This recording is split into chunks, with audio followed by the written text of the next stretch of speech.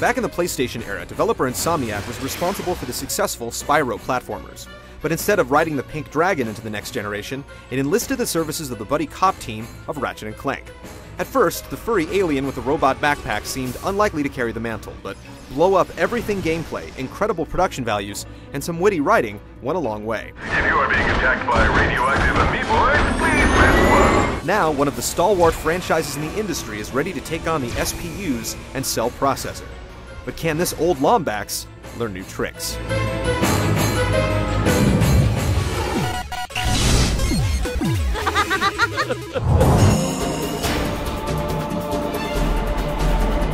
In the fifth installment of the series, or the fourth depending on whether you count the trigger-happy deadlock, Ratchet and his robot sidekick Clank receive a distress call from their old pal Captain Quark. I've got a bit of a situation here at the Planetary Defense Center. Seems he's under siege by a battalion of robot commandos under the thumb of Tachyon.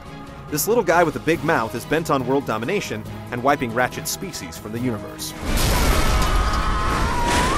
Running underneath this main arc is Clank's awakening. Apparently there's much more to this little bot than meets the eye, and this is explored throughout the game. The writing in this is not the series' best, falling back on jokes covered in cobwebs at times. This guy must be more irritated than a one-legged droid in a butt-kicking contest. But the story, however, is probably the best. There's a surprising amount of heartstring tugs, and there are never large chunks of game where it disappears. I hope you never have to endure the pressure of saving an entire galaxy. Wish me luck.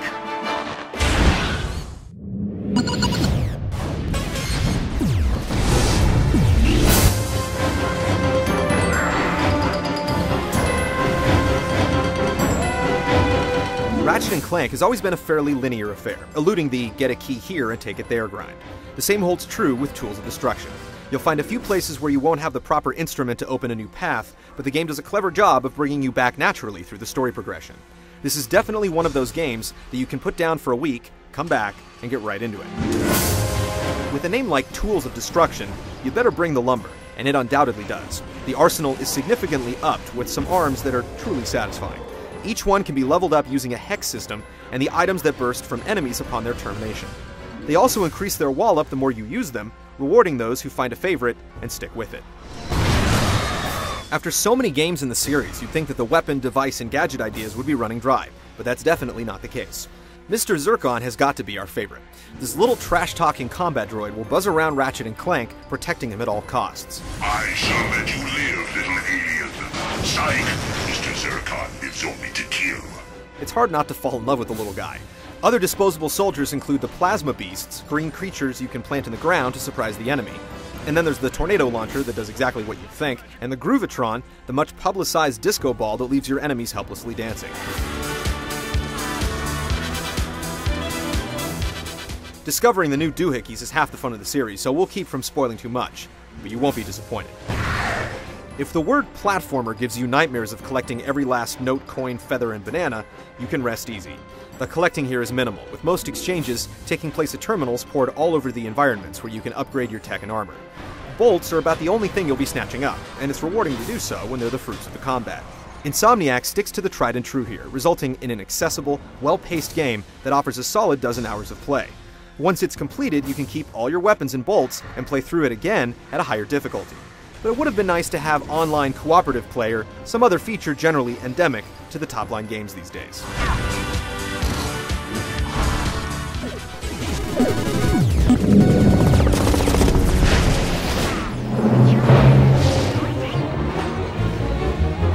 The premise here is simple. Jump when you have to, and lay on the trigger button. For whatever reason, destroying enemies and watching showers of bolts come bounding forth is far more rewarding than watching gray matter splatter against a wall. The big part of that is the weapons, of course, and while some of them will yank a smile from the most stoic of players, others aren't nearly as fun to use as they sound. Controlling twisters from the tornado launcher is handled by the 6-axis, by tilting it in any direction. Targeting the thing while avoiding enemy fire at the same time requires mental agility and manual dexterity that only the likes of Neil Peart possess. The good news is that for every contraption that fizzles, there are 5 that flourish. There's a successful strategy to using just about every ordnance in the game, and with them upgrading through use, you'll be able to build that relationship between Lombax and Cold Steel.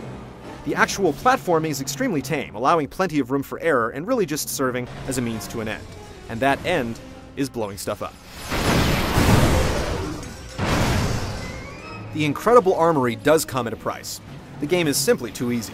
Death through combat is rare, as the surplus of bolts you're given to upgrade and buy new weapons is a bit unbalanced. Tack on several armor sets, a save anywhere option, and generous opportunities at health replenishment, and you're looking at a game that's great for the little ones, but won't put up much of a fight with vets. So while little reward comes from player skill, the positive reinforcement you get from all the bolts and doodads are more than enough to carry you through.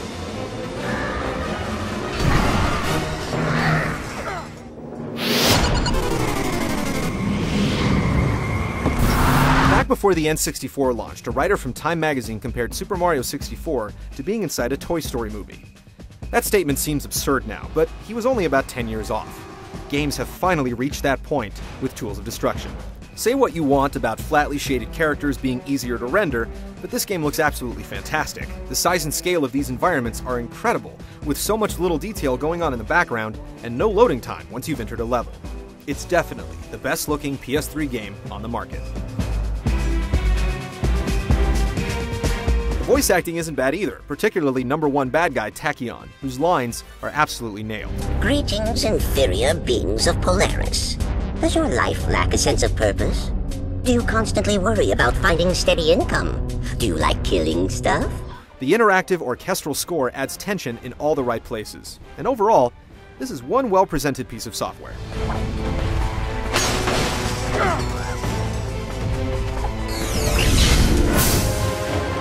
Pessimists will say that Ratchet Clank Future Tools of Destruction is basically the same game that Insomniac has been creating for half a decade, and they'll be right.